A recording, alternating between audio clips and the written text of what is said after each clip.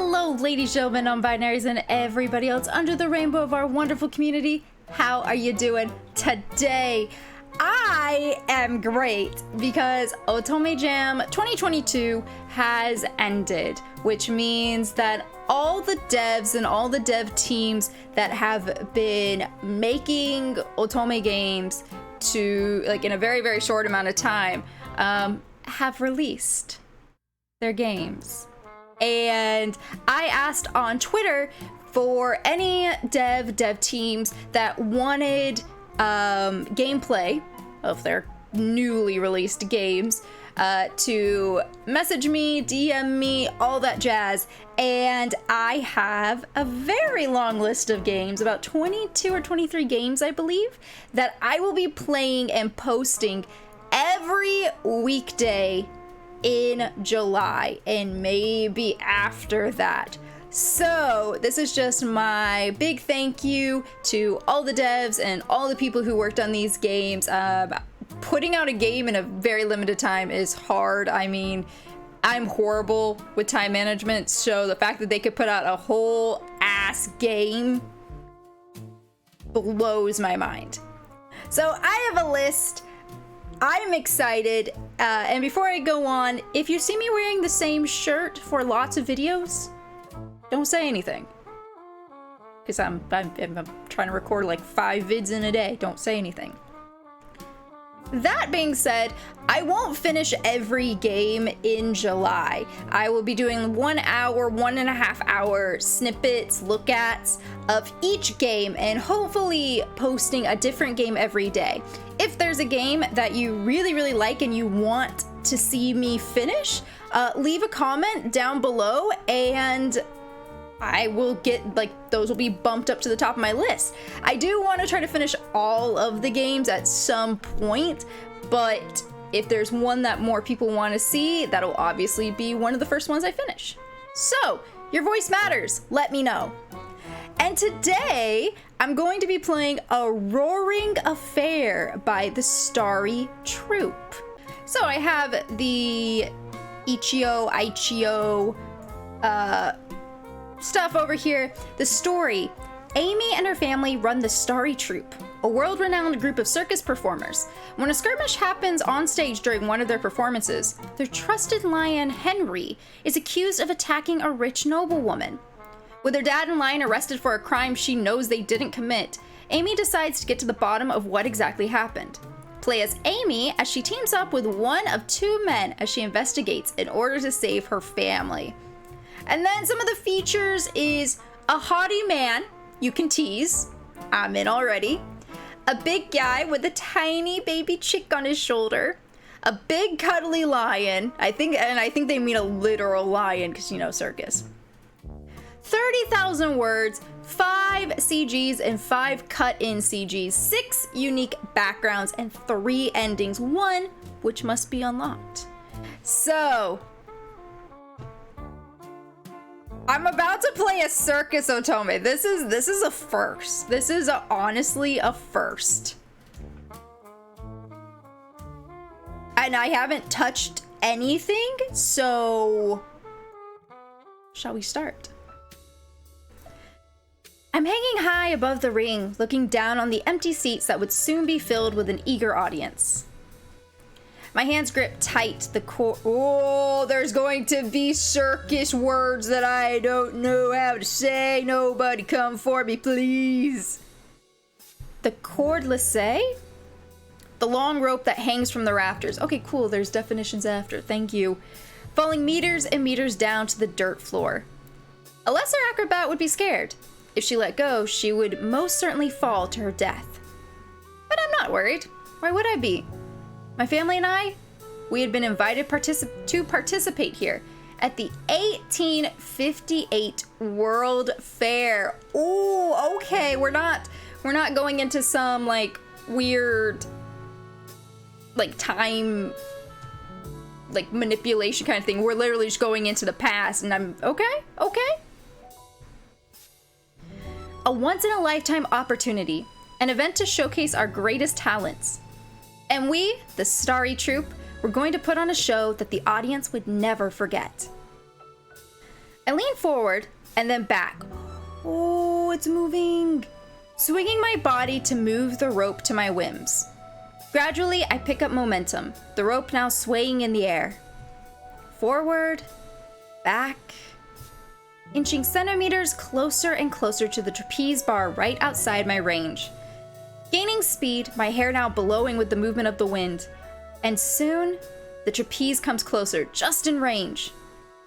There! Oh, she's so cute! I love this look. Oh, she's so cute. I leap, completely airborne for a second, and then I grab the trapeze bar, letting the momentum swing my legs under and then upward. I do a full roll, too, and lock my legs onto the trapeze, using the momentum to launch myself up, grabbing the ropes on opposite side of the bar. With a flourish, I finally land fully on my feet, standing on top of the swinging trapeze bar and looking out onto the empty seats below. Nailed it! And here's where the crowd erupts into cheers.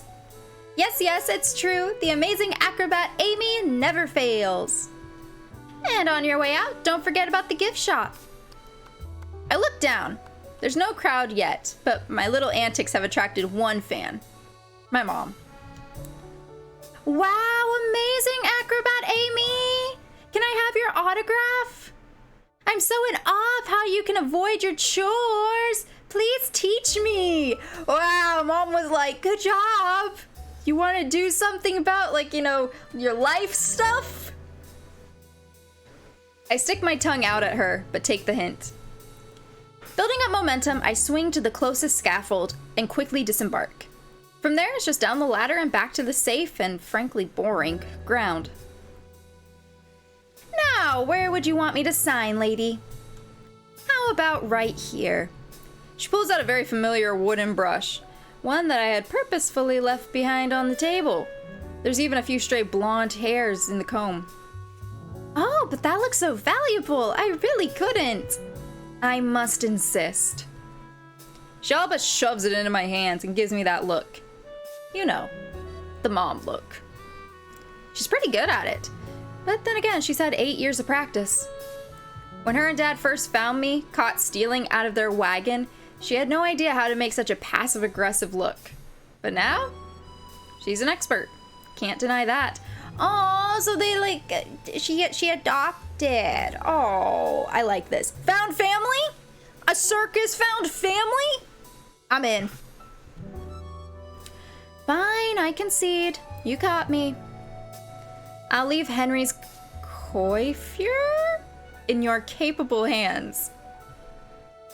I'm honored. She nods at me and heads off to the stables where we're keeping our horses. It takes a lot to run the Starry Troop, but we make it work. Well, mostly Mom and Dad make it work, and I try my best to avoid the boring stuff. Speaking of which, I dip around Mom and head to the backstage where us and the other performers are housing all of our equipment. And as I enter the room, I see him. The 4th star of the Starry Troop. Is the lion. Ah, Monsieur Henry. Are you ready for your makeup, Monsieur? Yeah, just try not to. I can't even finish my sentence when Henry shoves his head straight into my chest, demanding scritches. Lions are just really big cats. I wouldn't advise scritches, out in the wild, because you will probably get eaten, but lions are just big cats. I said what I said. Jeez, you really don't know your own size. You could have knocked me over. Henry starts to purr, and I honestly can't be too mad at him. What's that? You're sorry? I suppose I can forgive you. He lets out a tiny meow and starts to rub against the brush in my hand. He sure does love his brushings, even if it's a pain in the neck for me. I oblige his request and finally start to rake the brush through his hair, trying my hardest to work through any mats. It was a long and, frankly, boring process to go through all that hair of his. I mean, you can't even tell what part you've brushed and which you haven't. Real annoying. Do my eyes deceive me, or is that my daughter doing her chores? I lift my head out from under Henry's mane and see my dad. A big jovial guy, a real mountain of a man. When I think of a lion tamer, he's the only thing that comes to mind. It was like he was born for the role. Honestly, I'm lucky to have him as my dad. I didn't have much of a choice. I was practicing my routine when Mom found me. Well, I appreciate it. I was coming over to brush Henry since I figured you wouldn't have time. See? He's nice. Too nice. He knows I'm blowing off my chores and doesn't say anything about it. He lets in customers free of charge sometimes. Not much of a businessman, but one hell of a performer. Good thing Mom's around to do the bookkeeping. Oh, did you miss me, Henry? Oh, I missed you too. The mountain of a man and his lion start to nuzzle each other. I sneak the brush into my dad's hand, the one not giving a good scratch under Henry's chin, and start to head off. Or I would have if my mom hadn't caught me by the arm. More chores? We still need to pick up our time assignment from the front desk. Amy, if you're not doing anything else. Of course I'm not doing anything else. She can clearly see the brush in Dad's hand. I'm forced to smile back at her. Well, no use getting around it now. Anything to get out of this back room and the million things my mom can find for me to do. Yeah, I'll be right back. I run off before my mom can say anything back to that. This backstage is a bit of a mess, what with all the different groups set to perform. So in order to make it out of the room, I have to squeeze by a pair of mules, a box of top hats, some chickens, a couple of pigs, and finally our llama to get to the door. A llama? He's supposed to be dead! Yeah. Weird. I love The Emperor's New Groove, okay? It is an underrated movie and I love it. My outfit picks up a few feathers here and there from the ordeal, but I quickly wipe them off and step into the banquet hall. And immediately run into...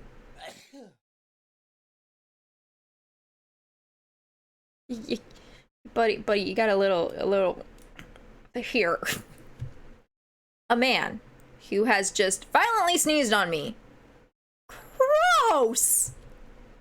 Excuse me? What do you want? It's a man wearing a very, very nice suit, but I barely noticed because he seemed to be fighting the world's worst cold. What do I want? You just sneezed on me. I did not. Achoo! I dodged that one. Now that he's lost the element of surprise, he's easy to anticipate. You literally just sneezed. Are you implying that I would be so rude to sneeze onto a guest? I've forgotten all about what Mom had asked me to go pick up. Not with this random guy in my face. And he's even asking me a question. Probably not his smartest move, and one I can't help but take advantage of. Oh, the choices! Oh, I'm gonna have to move my camera. The choices are in tickets! Wait, we're moving the camera. Boop, boop, boop. If I had a tissue, I would have, like, you know, helped you out while I passed, but I don't.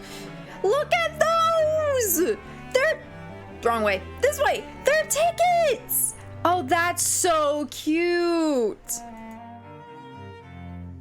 I literally don't have time for idiots. Ooh.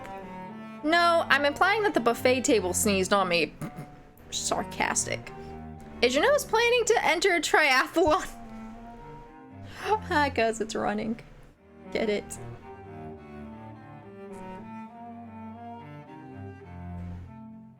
You know what? Nah, I don't want to be mean.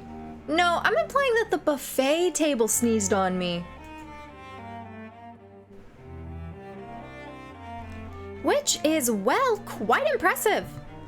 A buffet table gaining sentience, and the first thing it does is catch a cold and sneeze on someone.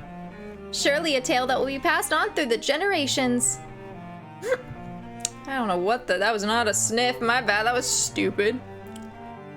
Was that a joke? No, I'm being completely serious. Why wouldn't I be? A buffet table came to life. How dare you, miss? He squints at me for a second, looking at me and then what I was wearing. Whoever you are, I'll have you know you just insulted Jules Blavert, heir to the Blavert fashion empire. Just because you wear a lot of jewels does not mean, like, you know, you're a fashion icon, buddy. Just gonna put that out there for you. Because I kind of question the colors. The Blaverts? We won't forget this egregious slight. Mark my words. He dramatically turns and skulks away, all the while dabbing at his face with a kerchief. Kerchief? I just stand there, more shell-shocked than I'd care to admit. The Blaverts. Oh boy, I knew the Port of Rock's World Fair was going to be big, but I guess I never realized just how big. Mom's a huge fan of their clothing and had even tried to force me to wear a bunch of their designs when I was younger. But man, was that clothing itchy. And expensive. I prefer to just make my own costumes, thanks. My, what a prickly fellow that Lord Blavert is. A man slides up to me, occupying the spot where Jules had been standing, and with him comes an overwhelming aroma. I could barely breathe. I discreetly cough. Into my elbow because I'm not a heathen. Thank you, Ryder. Don't you agree, miss? Sorry, what? I was referring to that Jules fellow. Money is no excuse for such poor behavior. He was in the wrong. Yep. I just stare at him. He smiles at me but doesn't say anything. What a weird conversation. What a weird series of conversations. At least he's not sneezing. To break the weird silence, he holds out his hand. I take it. Godfroy? I kind of like that name. Okay. Godfroy. Amy. It's a pleasure meeting you, Amy. And if it gives you any more trouble, him or anyone else, please come find me. I can help you. I know it must be difficult dealing with men like him. If you are in need of anything, really. I don't know if you're being a nice dude or you're being a weird older dude hitting on, like, a teenager. Or a very young adult, like...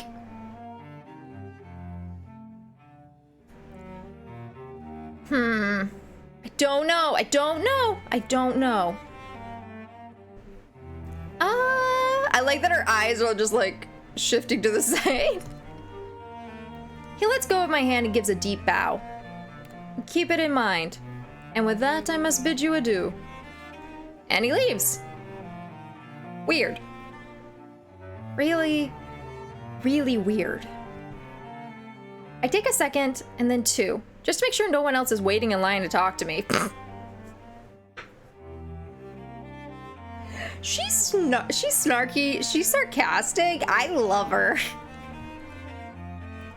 When no one else miraculously appears, I head on out to the front gate. The backgrounds are really pretty, very well done. The woman at the organizing office is tearing out her hair by the time I arrive. You! Are you the Starry Troop? The pickup time was an hour ago! Where have you been? Oops. Yeah, I'm here, thanks. I nab the card I can see in front of her with my family's name on it and escape quickly before I can hear what she says. Or at least that was my plan, because I can hear her shouting out after me, even as I go back down the path. Wow, is she still going at it? You'd think I'd murdered someone, not failed to pick up our assignment within a timely fashion. I mean, at this point, her nagging is starting to sound like the distress call of one very small baby chicken. Which is very specific. Huh? I whirl around and look back the way I came. Yeah, the woman behind the counter is back to shuffling around papers and most definitely not yelling at me. I look to my left. A guard or two are moving a barricade around, but not much else. To my right? Yeah, the chirping is getting louder. But there's nothing here but a few bushes. I smell a mystery. I step forward and pull a few of the branches up and find myself face to face with a tiny baby chick.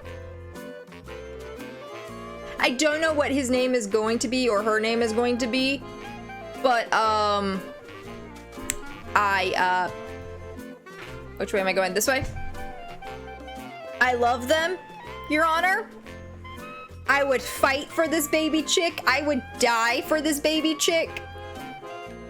They are now part of my found family. Come at them.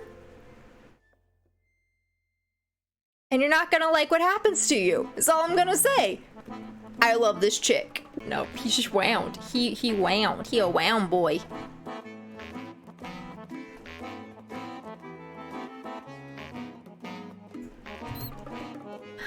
Cheep, cheep.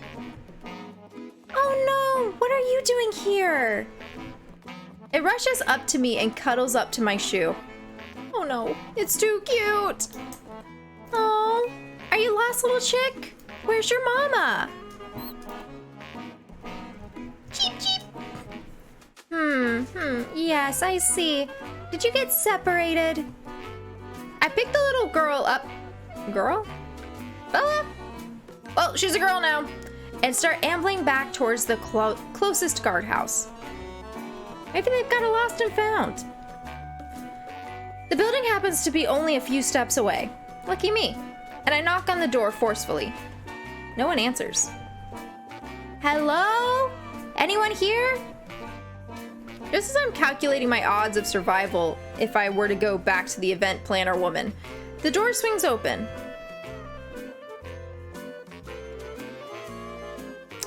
Hey, I think this is the second. This is the second love interest. The sneezing boy was the first one, and this one is the second.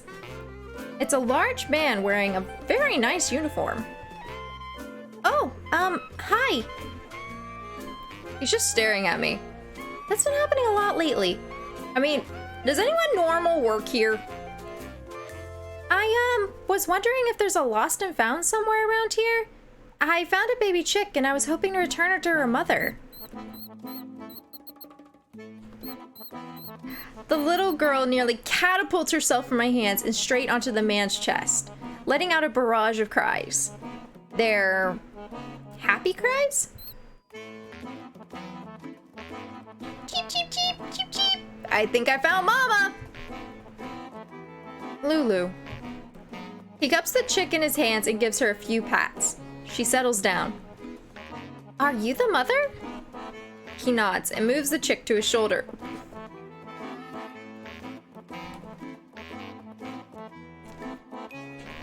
Man so big, chick so small.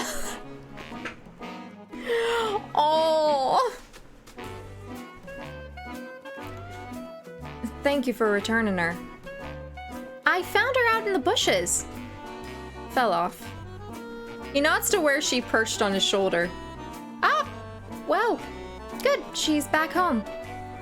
But maybe don't just put her back on your shoulder if she can fall off? And he's back to just staring at me. I think I've had like a single normal conversation since I woke up this morning. Well, I should probably get back to my troop. Another question mark, question mark, question mark. Claude! Claude, where are my pants? Another man comes running up behind the chatterbox, currently taking up most of the entryway. I can't see much inside due to said chatterbox, but I'm quite glad as I don't want to verify myself that this man had indeed lost his pants. They took them! Again! Did you see them? Look in the trash. That's where they tossed them last time. We have a guest. One moment. I hear a series of increasingly vulgar curses being thrown around inside, and then silence. The chatterbox steps to the side, and I'm finally greeted by the second guard. He seems friendly, with a nice, easy smile and bright eyes. He's much shorter than the chatterbox, but has an immaculate uniform. It's sort of blinding me as the sun is right behind me. And as for his pants, they look to be very comfortable pajama bottoms. Zephyr, cool name, I'm in. Good day, how can we assist you? My name is Zephyr, and my colleague here is Claude. I just came to return his check. I nod to the little girl who seems to have fallen asleep in all the commotion. Oh, how very noble of you. Thank you so much.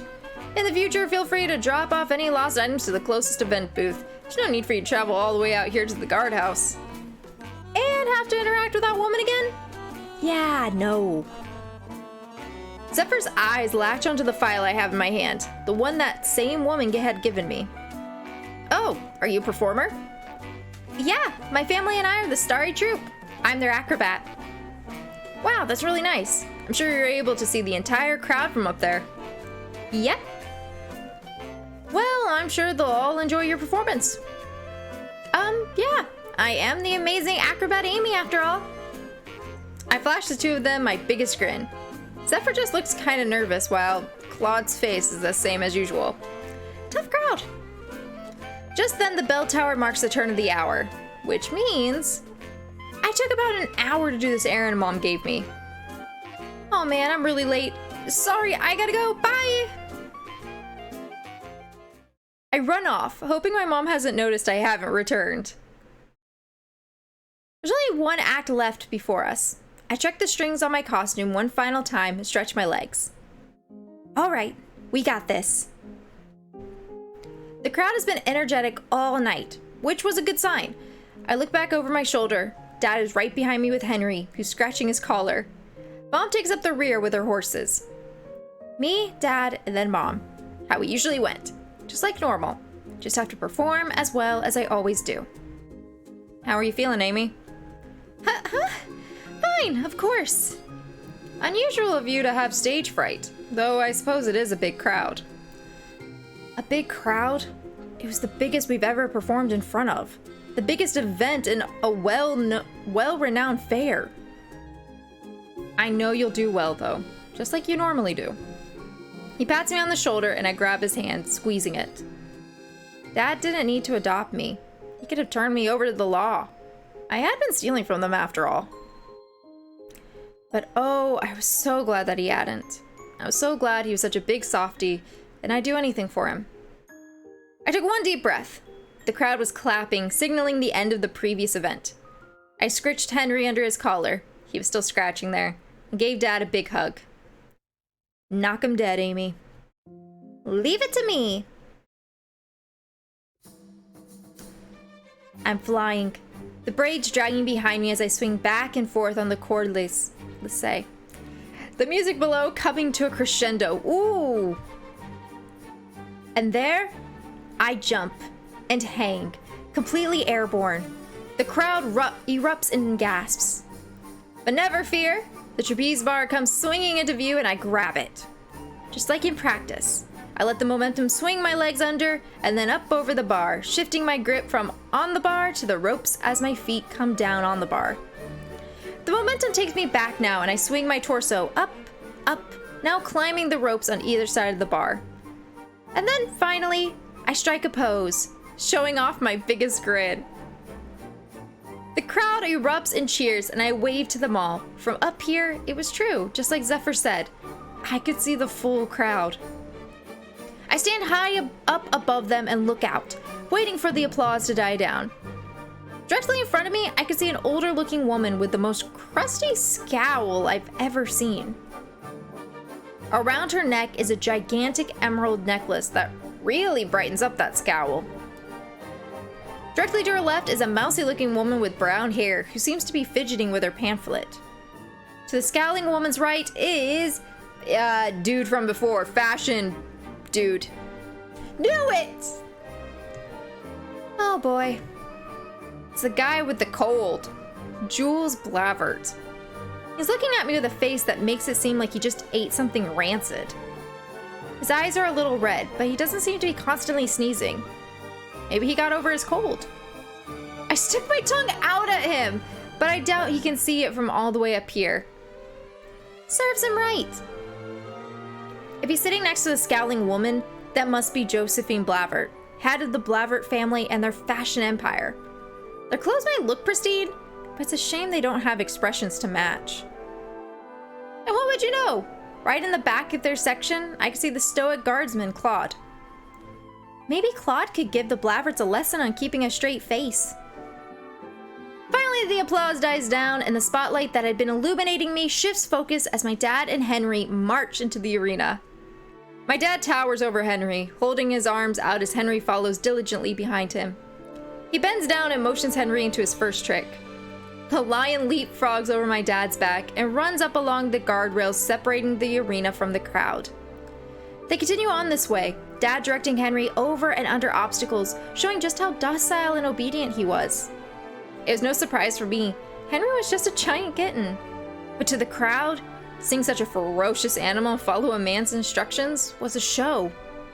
They especially liked it when Henry would walk along the perimeters, a dangerous creature so close to the audience, but completely focused on the task of following its master's orders.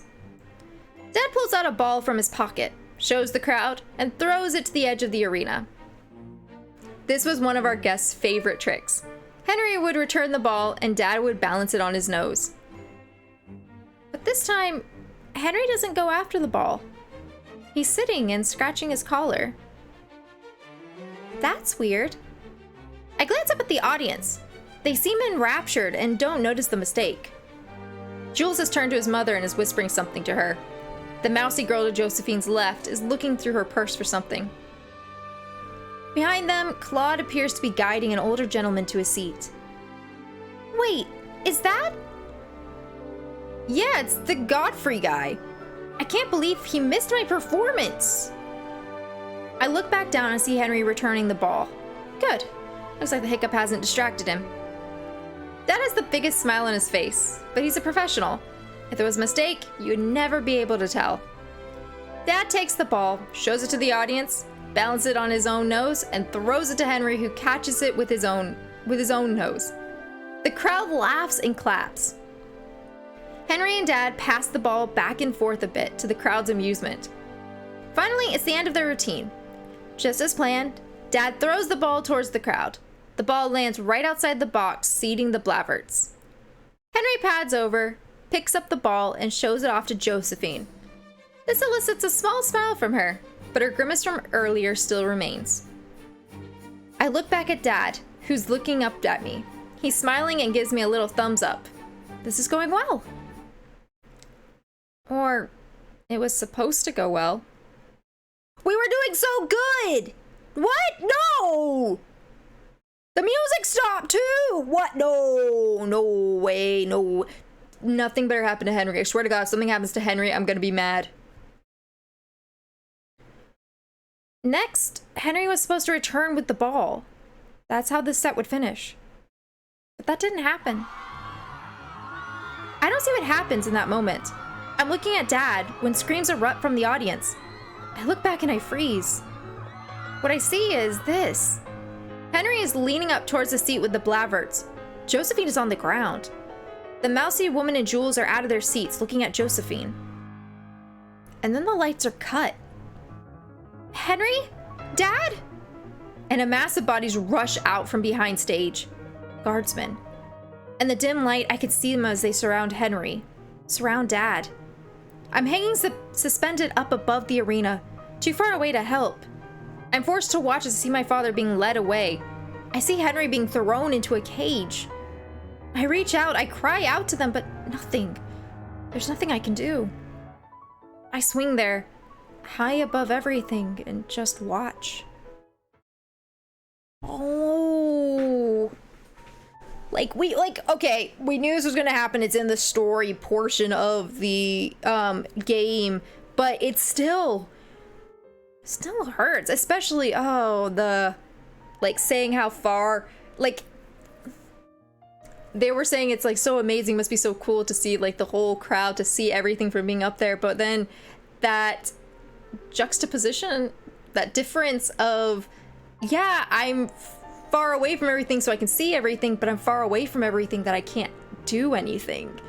That was really cool. The police are now involved. Dad and Henry have been placed into custody for an attempt on Josephine Blavert's life.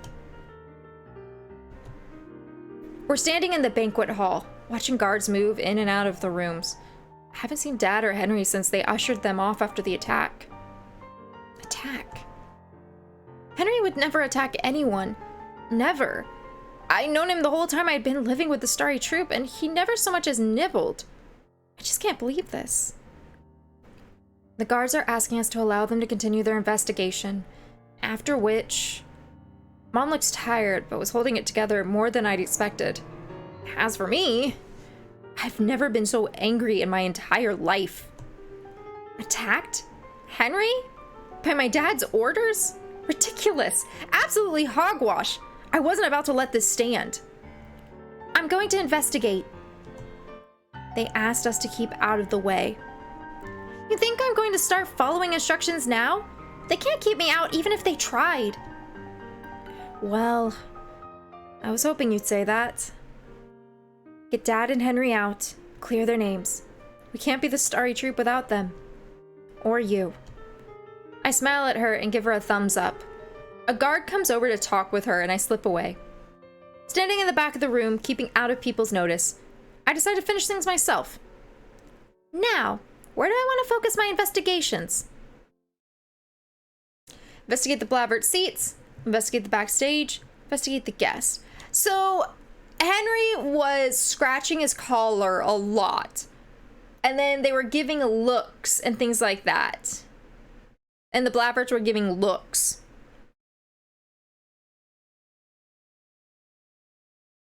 I feel there was a scheme afoot. I'm gonna investigate the Blabbert seats. Right, if I wanted to get to the bottom of this, the best place to start was the crime scene. There's a large crowd of nosy people crowding the entrance to the audience seats.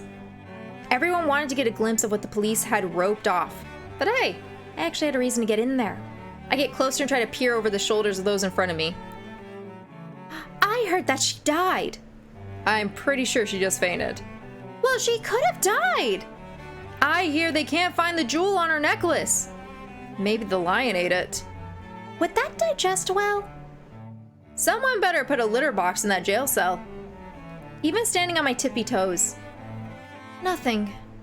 Well, it's time to get physical. Excuse me, coming through. I roughly elbow my way through the crowd, ignoring the glares people are throwing me.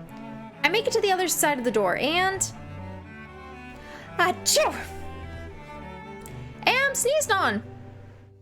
Again. You! As luck would have it, it's Jules Blabbert. You! Achoo! You have a lot of nerve barging in here. Achoo! Stop sneezing on me! Then stop getting close to me. Achoo! What is it that you're covered with anyway? Covered with? I look down at my outfit. Everything is right in place. I don't know what he's talking about. Oh, except I pick off one of Henry's hairs that had attached itself to my bodice. Lifting up the hair seems to elicit a reaction from Jules. Achoo! Achoo! Get that achoo away! Achoo! People around us are all starting to look. I decide to put the man out of his misery and pocket the hair. Jules eloquently pulls out a handkerchief and blows his nose. Ah, now I can breathe. Are you allergic to lions? Lions? Well, cats. But I suppose. He stops mid-sentence and his eyes lock onto mine. Now, why would you have a lion hair attached to your outfit?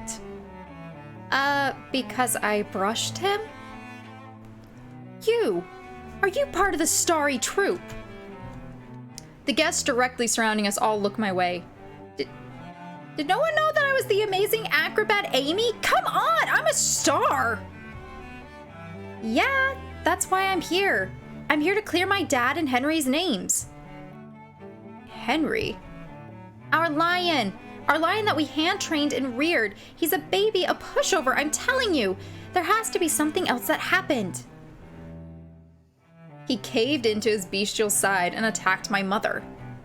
He points over to the side of the room. From here, I can see the overturned chairs where the family had been seated. I can see scattered links of silver. The remnants of Josephine Blavert's necklace. This couldn't have been the handiwork of Henry. My gut was telling me something was different. Something off. Jules blows his nose obnoxiously loud, interrupting my train of thought. I'm trying to think here. Something different. Like... Henry kept scratching. My dad seemed tired. Josephine had attacked me. Henry kept scratching at something. Like, he continually scratched. He scratched at the beginning when he had his collar on. We scratched him, and then he didn't do the performance correctly because then he stopped and he scratched before he went to get the ball the first time. He kept scratching. That's right. He kept scratching. What's this? During the set, there must have been something that was aggravating him. How does this prove that this lion did not attack my mother? Maybe he was in pain, or like you and your allergies. Maybe it was an accident and Henry was just really just trying to scratch his neck or something.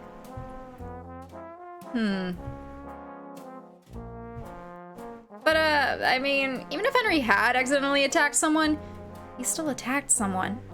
Just knowing it was an accident doesn't make it better. And what would the police do with a lion that couldn't be controlled? Same thing they do to some street urchin caught stealing from a wagon. I shake my head. I can't give up. I have to save Dad and Henry, and... Jules is looking at me with a serious look. A surprise, and the first one I'd seen on his face.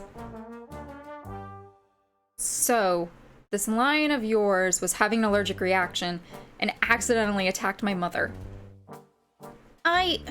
Well, I said like your allergies, not that he was having an allergic reaction. And well, I wasn't there. I don't know what exactly he did. But Jules was. He was sitting right next to the woman when she was attacked. Tell me what happened. People keep telling me that Henry attacked your mother, but what exactly did he do? Jules looks over his shoulder and back to me. He takes a step closer to me and plasters on such a fake-looking smile. Buddy.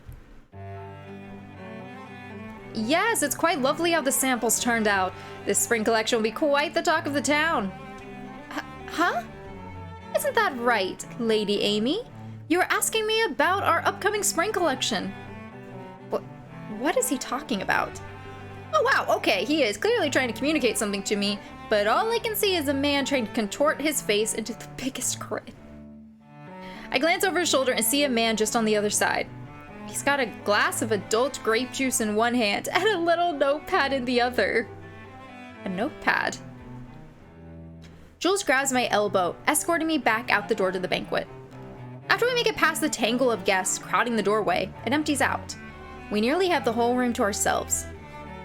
You know I have no idea what any of your upcoming collections are, right? I have no idea about any of your upcoming collections, right? He pauses and eyes my outfit up and down. A shame. Hey! Well, I'm sorry if I'm not wearing designer. I actually have to be able to move in my outfits in order to perform. Is that so? He eyes my outfit again, but in a more lazy way. I can tell he's taking in a bit more information. My mom, she's actually a big fan. Yes, we do perform well in the mom demographic. Well, good for you? But I could never stand to wear any of your clothing. It's just really stiff. And noted. Thank you for your feedback. I'll keep it in mind. Wait! I'm trying to solve a mystery here. Stop distracting me. You! Why did you pull me out of there? He puts his hand on my shoulder. I'm about to throw him off when he whispers in my ear. There are many here in attendance tonight who would like to see nothing more than my family to make a fool of themselves. Vultures, if you ask me. Profiting off of my family's misfortune. If you say that you're lying... He reflexively pulls his handkerchief from his pocket. Those are some serious allergies. is really as tame as you've been suggesting, and this has all simply been a misunderstanding. Nothing would make me happier to hear. Wait, he's willing to help me? The guy who kept sneezing on me? I see. So, what can I do to help you uncover the truth? Well, actually answering my question for once, before you so rudely change the subject. Rudely?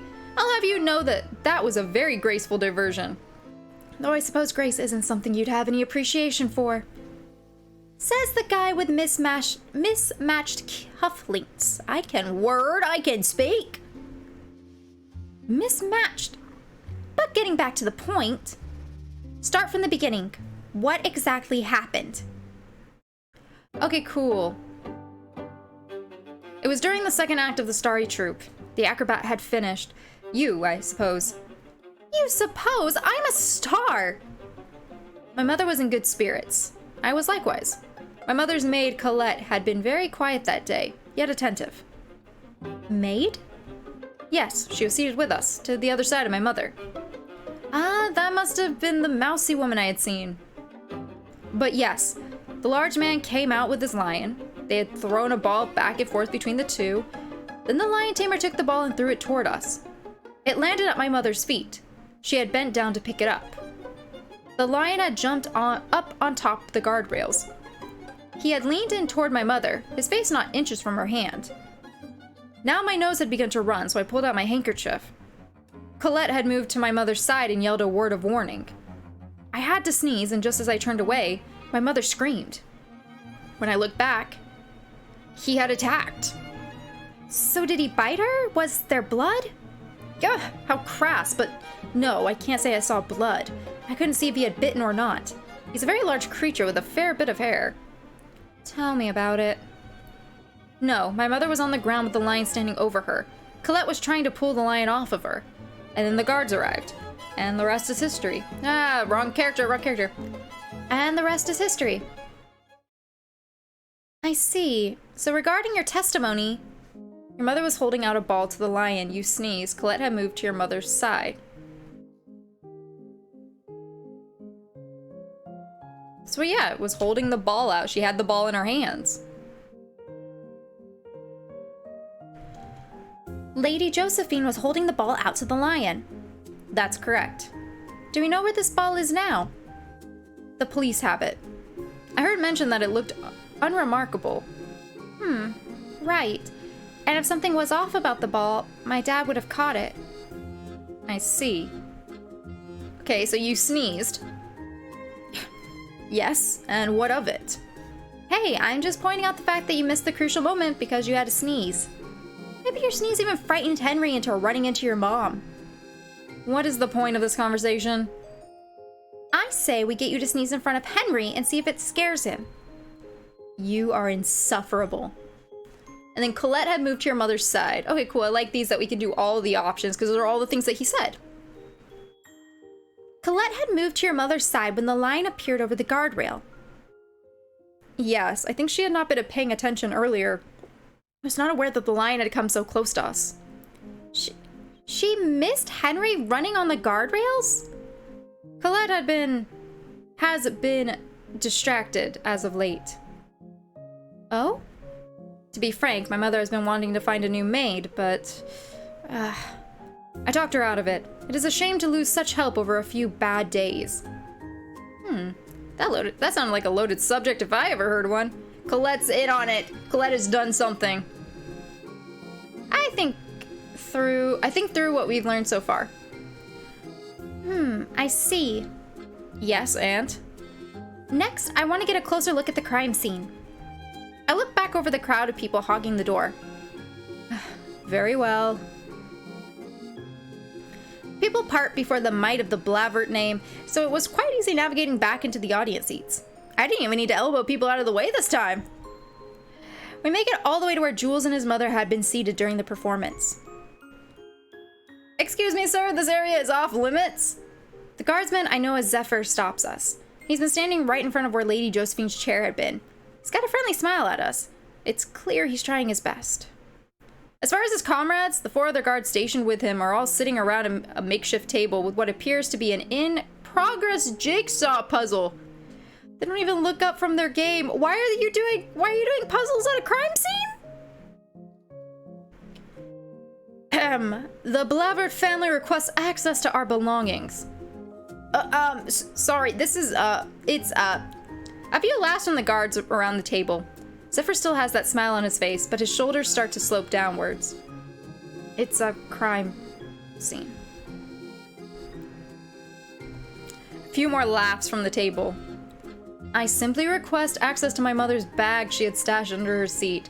Her smelling salts are in there and requires them. It's, it might be, evidence? A lady's smelling salts are gonna be evidence? That elicits a few laughs from the other guards. You seem tense, guardsman. Might you be interested in joining our comrades in their game? Another laugh. We're not. Lord Jules! I turn around and the mousy woman from earlier enters from a side entrance. It's Colette, the maid. I can't find your mother's smelling salts. Might you know where they might be? Colette! They're most likely in her clutch. This guardsman was just about to let us retrieve them, weren't you? Zephyr's eyes are locked onto Colette's. There's a faint blush on his ears. Oh! Colette has her own gaze firmly on her shoes. Thanks, Zephyr! Huh? Jules and I maneuver around him before he snaps out of whatever train of thought he had gotten lost in. Better for us. All right, now make this quick. I look around me. Where did I want to look? Fallen pamphlet, hair, the chair. The chair? The chair Lady Josephine had been sitting on. It's been overturned in all the commotion. There's a few red stains on the rug right to the side of the armrest. Blood! I lean forward and touch the stain. It's wet, but not sticky. I look at Jules, who pantomimes drinking a cup. Oh, I see. Adult grape juice. I make a mental note of what I found and keep looking around. Hair. There's a few hair follicles caught on the underside of Josephine's chair. I pick a few of them up and stash them. Where else can I look? So now, was that hair there before the performance, or was that when, the lion, like, moved in? What about the... Okay, so I didn't realize a fallen pamphlet would be important. There's a paper lying to the side of Josephine's chair. It seems to have been forgotten in the rush. I pick it up and see a few scribbles on one of the pages. The top portion of the front page of the pamphlet has been torn into little tabs. Interesting. I pocket the pamphlet and keep looking. I look over the crime scene, but nothing else grabs my eye. What do you think, detective? Interesting. I hope so, because it seems our time is up. Zephyr turns away from where he had been discussing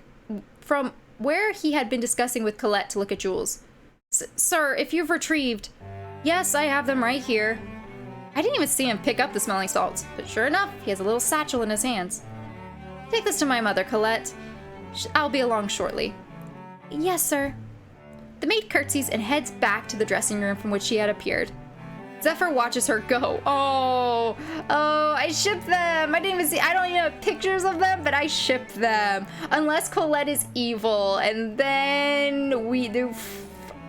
And then I don't know, unless Zephyr is also evil, but does an evil person really not know where his pants are?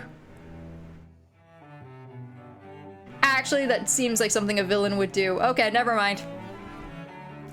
And I will leave the scene in your capable hands, guards. Yes, sir. Zephyr gives us a salute while the men around the table enthusiastically find a border piece. Jules leads me back out to the banquet, once again squeezing by the crowd of onlookers. So, you've seen the crime scene and interrogated me about the event. Surely there was something amongst all of that you could work with. I have an idea. There's something I want to test, but I'll need access to Henry to do it. Access to the lion? Do you know where they're keeping him? Jules thinks for a moment, then shakes his head. I'm afraid not. I've been here attending my mother this whole time. Though I can't imagine there are many places they can house a lion. Did I hear you mention a lion, Blavert? I don't know who that is, so I can't give a voice. The creepy guy from before. I'm glad the game is also pointing out the fact that he might be a little creepy. Godfrey was his name. Slides into our conversation. I'm gonna keep my camera where it is. We're gonna hide Godfrey's face. A frightful event. I saw it happen to your dear mother, and even her prized necklace is missing. My condolences.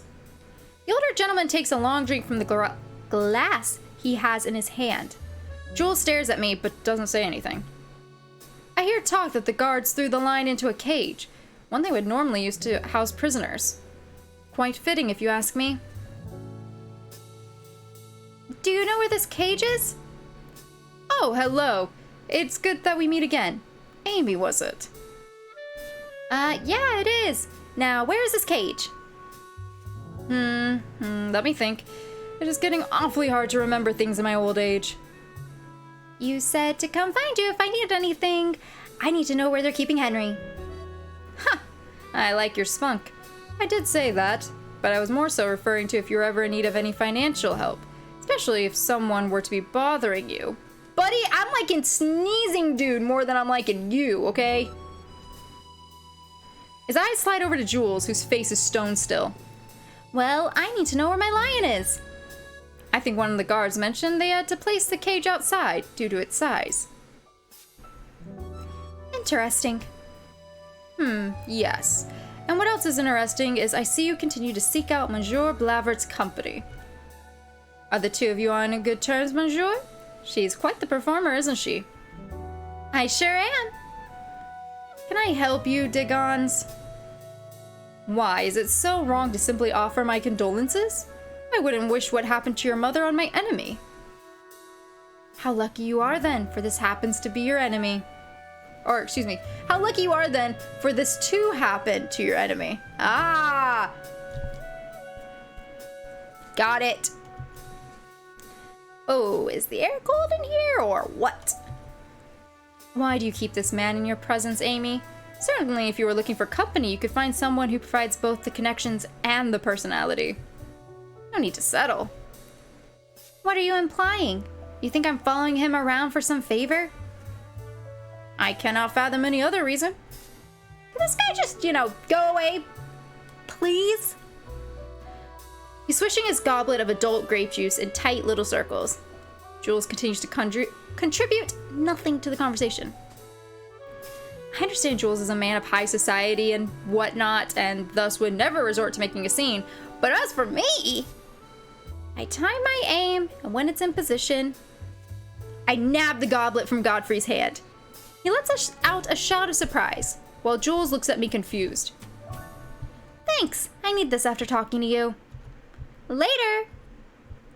Am I old enough to drink? I'm very confused about my age.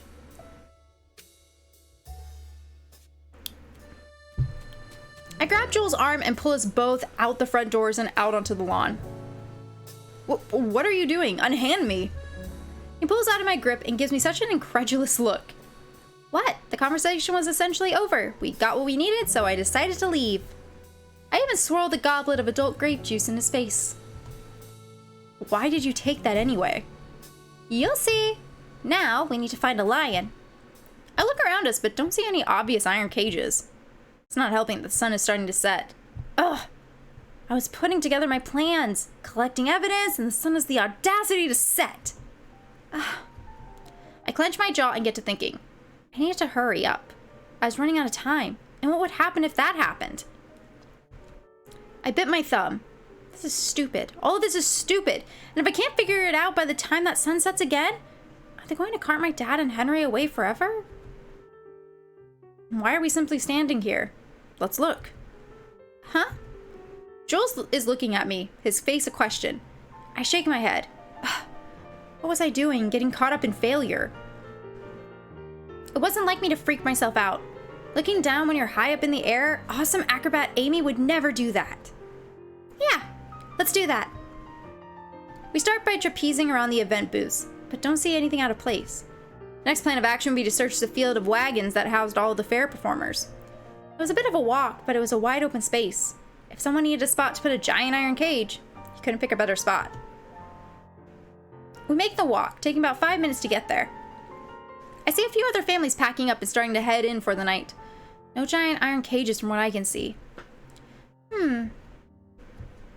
I stop a woman and ask her if she's seen any sign of Henry, or any iron cages for that matter. I'm sorry, no. It's been quiet here all day. Did something happen? Just a minor incident. Please let us know if you hear anything. Yes, my lord. The woman looks once and then twice at Jules and scurries off. She ducks inside what must be her family's wagon. Up ahead is the Starry Troop's wagon, all the lanterns out. Normally, Dao would be out front practicing one of his routines or just wiping down the exterior of the wagon. But it's all silent. Is this what I would be coming home to every day if I couldn't solve the case? Let's go. You're done? Yeah, it's empty. Very well. We turn back and start walking back towards the event booths. No leads. I had pieces of a puzzle I wanted to test, but no line to test them on. If we could just find out where they had taken Henry. Back there. That wagon belonged to your family, did it not? Huh? Yeah, it did. How could you tell? Just the way you looked at it. Looked at it? You got a wistful look on your face when we approached it. It was clear it meant something to you. You seem close with your family. Huh? Yeah, I guess I am. Isn't that normal? I mean, if your mother was arrested under false claims, wouldn't you do everything you could to save her? Really? Well, I'm not sure if the comparison is accurate, that's all. My mother was arrested. In most cases, there wouldn't be anything for me to do. She's the one who pulls all the strings, after all. Anything that involves the Blaverts, their fame, their money, their renown, it's really just hers. Oh, she would just save herself then? Yes. In most things, my role is to stand back and stay out of the way. Oh. His face seems impassive, but I can tell there's a lot more to this. She seems like a pretty impressive figure. My dad is kind of like that too. Like, can hold the whole world on his shoulders. Maybe that's not the right thing to say. We lapse into an uncomfortable silence. There's still a bit to go till we make it back to the event booths. Think, Amy, think. Change the subject, change the subject! So, you know that Godfrey guy? You want to talk about Degans? Degans? I've added an R for no reason. Degans? I don't know. Okay, so not the right topic. Sorry, I just didn't know the two of you knew each other. If there's an issue...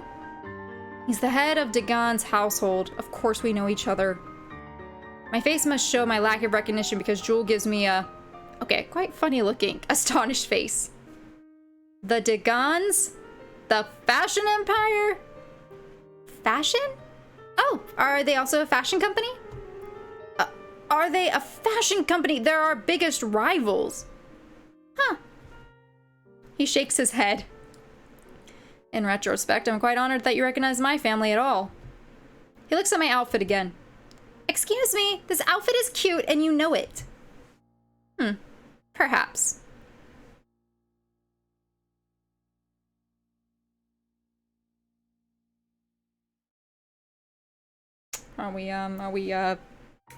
Is this a flirty flirt? Are we flirting? As I feel like any flirting goes right over Amy's head, though. She's adorable and I love it. Huh. See? I'm right. I'm always right, you know.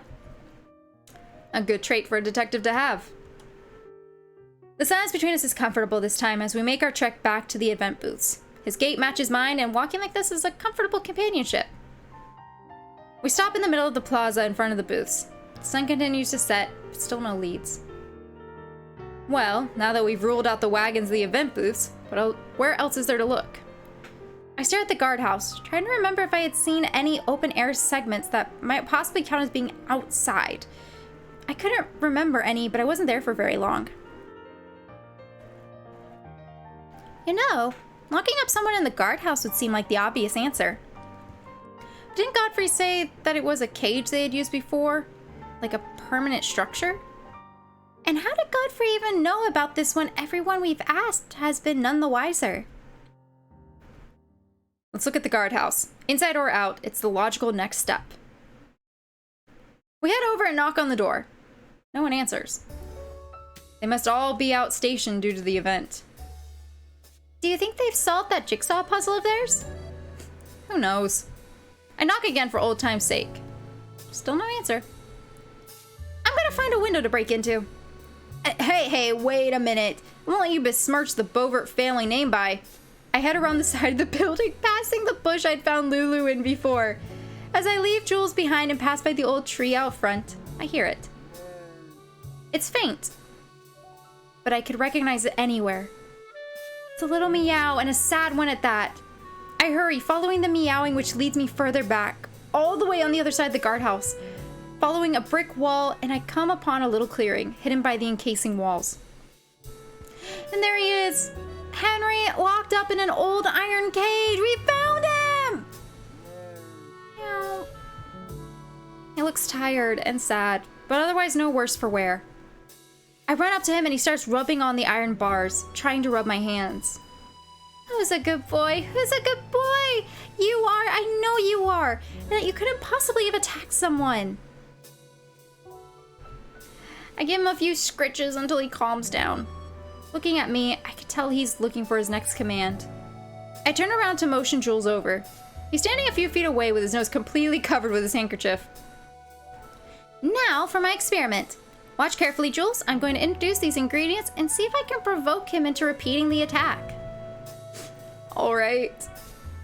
Now, what should I show Henry first? Let's do the grape juice. I pour some of the juice from the goblet onto the floor of the cage. Henry sniffs it and looks back at me. Nothing. Assistant, will you approach? He rolls his eyes, but then steps closer. His handkerchief is still plastered over half of his face. Hold this goblet. I hand him the goblet and motion for him to get closer to the cage. He's giving me the stink eye. Okay, just like that. Jules is staring at me like I'm mad, and Henry says patiently, nothing. Next, try petting him. Excuse me? Achoo! Maybe your mom moved to pet him and that spooked him in combination with the goblet? He begrudgingly puts his handkerchief away and reaches in to pet Henry. Henry shies away. The sudden movement spooks Jules, who then promptly drops the goblet. With a dramatic crash, it shatters all over the cage floor. Well, now the cage looks like a crime scene. I lean down and grab the only thing I have to wipe it up, the pamphlet. I'm able to get most of it up when... Ow! I cut one of my fingers on a glass shard. Careful. He reaches down and pulls my hand out.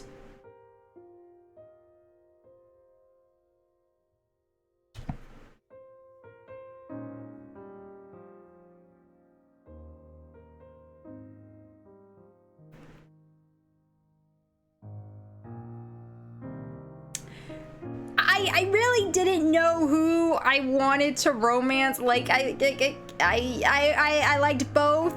They were both cute. I like making fun of him, but the other dude has a chick on his shoulder. Big man, small chick.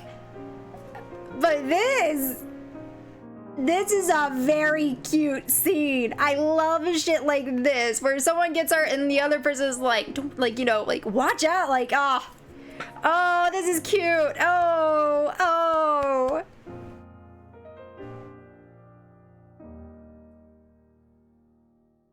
Chef's kiss. You hurt yourself. It's not that bad. You shouldn't be so flippant over things like this. You won't be able to perform if your hands are hurt. He's paying attention. Oh, yeah, I guess you're right. He pats my fingers a bit, then lets go. Let me clean this up. Before I can say anything, he's already leaned down and is wiping up the rest of the spilled juice. I stand and watch him. He didn't need to do that. He's even getting his sleeve dirty. It was nice of him. In the Starry Troop, we do so many things that put our lives on the line, all for the sake of our audience, to make them happy. To have someone show concern over me, over my own well-being, it was nice. I didn't know it could feel this nice to have someone to look after you. Jules stands up, his work done. Thanks. No problem. He looks to the left and right with the wadded up dirty pamphlet in his hands. Now where do we put this? Just throw it under the cage. That would be littering. I shrug. Very well. He reluctantly tosses it under the cage. What's next? I didn't get to check if the pamphlet would do anything, so I hope I didn't, like, ruin it. Maybe that's why the pamphlet was on top. They were like, I bet you the developers were like, we'll put the 3 options and they'll very obviously go top to bottom. And I was like, no, let's start at the bottom. And I probably ruined one of the things. Aw, man. Let's check his hair. I pull out the hair follicle I had in my pocket, waving it in front of Henry's face. Henry starts to purr, but that's about it. Achoo! Bless you. We both look at Henry, who is looking at us attentively. When I tried to pet him, he shied away. Yeah, that's what he's been trained to do. He doesn't lunge after people. I look at Jules, who has pulled out his handkerchief to reapply to his face. And from where he's holding the handkerchief, I can see his whole sleeve is stained. I'm sorry about that. At least your cufflinks match now? You mentioned that before. What did you mean? Huh? That your cufflinks don't match? Right. I just thought it was some new fashion thing. One red, the other green. My cufflink is red? Is this a trick question? Wait. Is he colorblind? Wait. Either someone has put in a different, like, someone tricked him or whatever, or he's colorblind. Wait, you really didn't know? I don't know what you're talking about. How do you not know what you're wearing? Especially since you blaverts are all fashion people. Red. I would prefer if you would keep this to yourself. What? That you accidentally dressed yourself in clashing colors? Maybe it could be part of that spring collection you were telling me about earlier. He doesn't take the bait, and I can tell from his face that this has shocked him more than I really think it ought to. Hey, it's okay. Sometimes I put my pants on backwards. It happens to the best of us.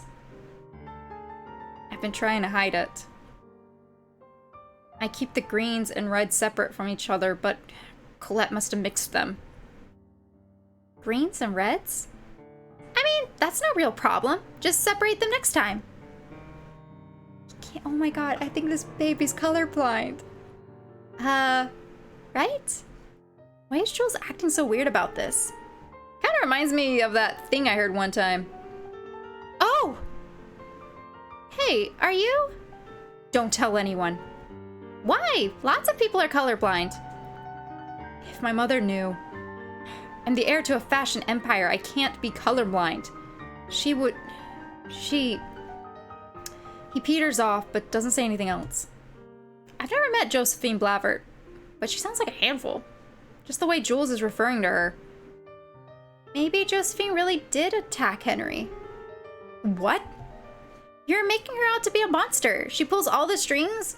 You're reacting like she's going to disown you for not being able to tell green from red?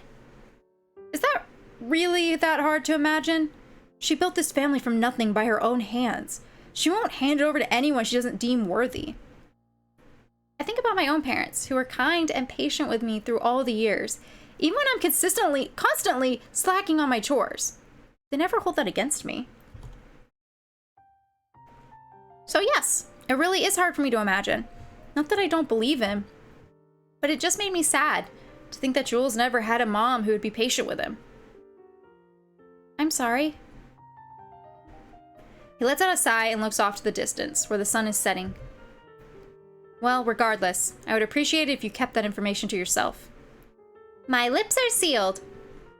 It's quiet, and the crickets have come out for the night. It's that time of night that everything is winding down. But all I can think about is Dad, Henry, and Jules. He walks me back to the banquet. The police inform him that they will be done with their investigation by tomorrow. His mother still hasn't awoken. There are no new developments. I see. Thank you. The guard salutes and walks off, leaving the two of us. Tomorrow.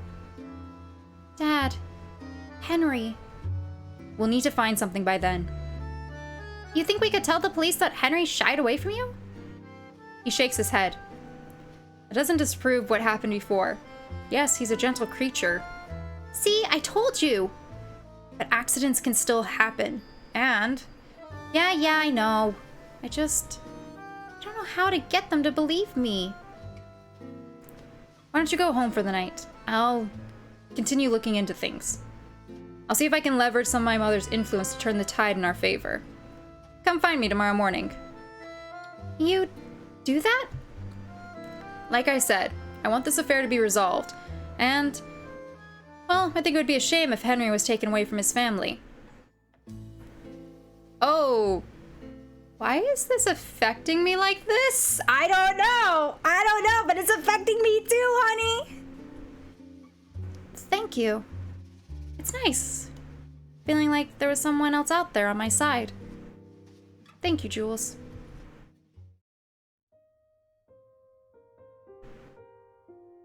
I make the trek back to the wagons thinking of him. A son who is hiding himself away from his mother to avoid her disappointment. I try to imagine how that would feel to live like that. Dad and Mom never chewed me out for the few mistakes I would do in my routines.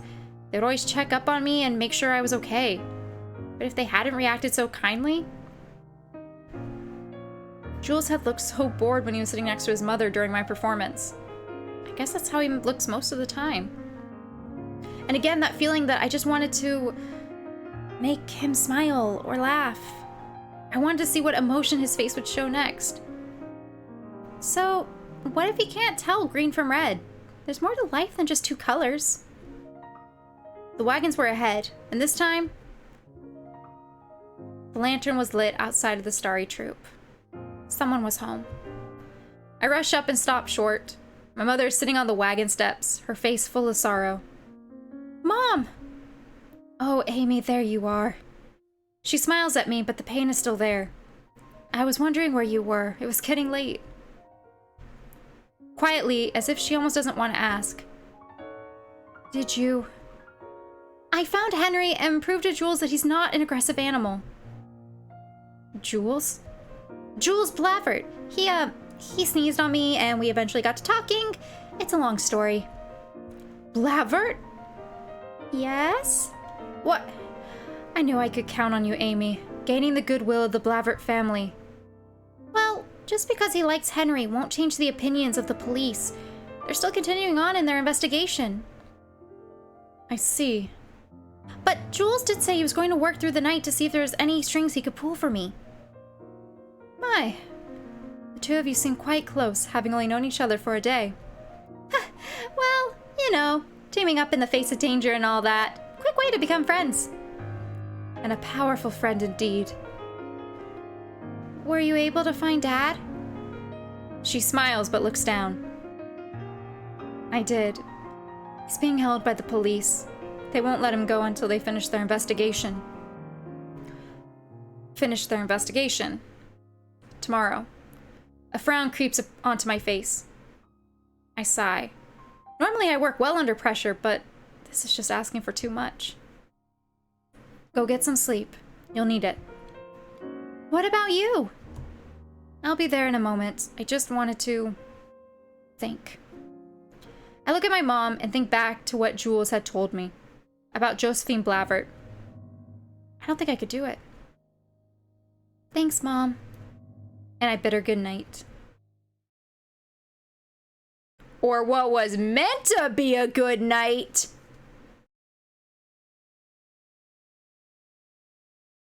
I'm gonna be evil. And I'm gonna save the game.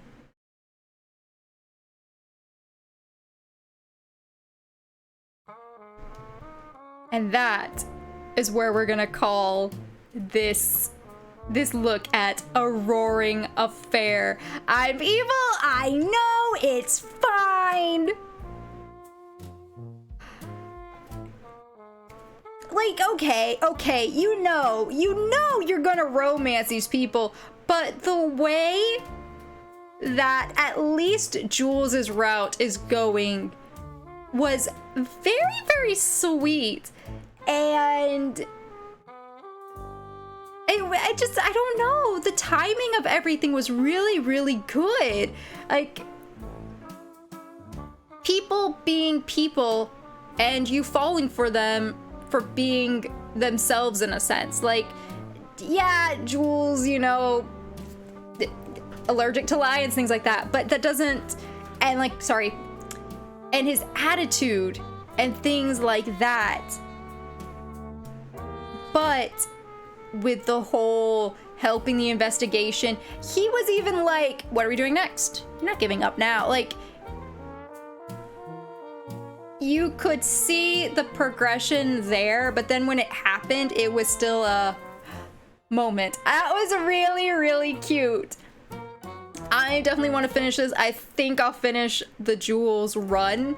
I do think I like Jules. I'm